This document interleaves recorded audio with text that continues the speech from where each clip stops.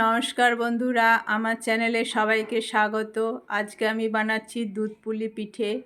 আপনারা সবাই বানিয়েছেন, কিন্তু আমি যেভাবে বানাই সেটাই শেয়ার করলাম। আশা করছি আপনাদের সকলের খুব ভালো লাগবে। তো তার জন্য আমি সিদ্ধ চালের গুঁড়ি নিয়েছি হাফ কিলো মতো, আর একটা প্যানে অল্প নুন দিয়ে জল ফুটিয়ে নেব। তারপর ওই ফুটন্ত জলটা চালের গুঁড়ির মধ্যে অল্প অল্প করে দিয়ে মাখিয়ে নিতে হবে। এটা গরম আছে, সেই জন্য খুন্তির সাহায্যে প্রথমে মাখাতে হবে। তারপর যেরকম আমরা রুটি বানাই সেরকম একটা ডো বানিয়ে নেব। তারপর এটাকে ঢাকা দিয়ে কিছুক্ষণ রেস্টে রেখে দেব। এখন আমি পিঠের মধ্যে যে পুর দেব সেই পুরটা বানিয়ে নেব।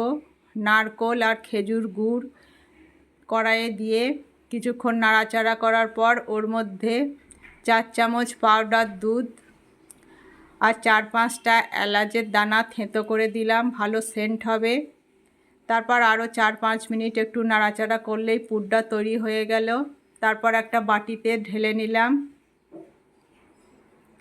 এবার আমি পিঠেগুলোকে বানাবো। তার জন্য যে ডোটা বানিয়েছি ওই ডোটা থেকে অল্প করে নিয়ে আমরা যেরকম রুটির গোল করি সেরকম 2 হাতের সাহায্যে একটু গোল করে নেব। তারপর এই গোলটাকে একটু বাটির শেপ দেব। বাটির শেপ দেওয়ার পর ওর মাঝখানে যে পুরটা নারকেলের বানালাম সেটা দিয়ে দিতে হবে। তারপর 2 সাইড দিয়ে মুখটা মুড়ে দিতে হবে, একটু ভালো করে মুড়তে হবে। তারপর আমি দেখুন এইভাবে একটু ডিজাইন করে দিলাম। ডিজাইন করে দিলে পিঠেগুলো দেখতেও সুন্দর হয়। এইভাবে সমস্ত পিঠেগুলো বানিয়ে নিলাম। আমি 4টে পিঠে রসগোল্লার শেপেও বানিয়েছি। এবার পিঠেগুলোকে সিদ্ধ করব। তার জন্য কড়াইয়ে 1 লিটার দুধকে গরম করতে দিয়েছি, একটু ফুটিয়ে ঘন করে নিয়েছি। তারপর ওর মধ্যে যে পিঠেগুলো বানালাম সেগুলো দিয়ে দিতে হবে। তারপর একটু হালকা হাতে নেড়ে দিতে হবে। এই অবস্থায় 10 মিনিট মতো একটু পিঠেগুলোকে সিদ্ধ করে নিতে হবে।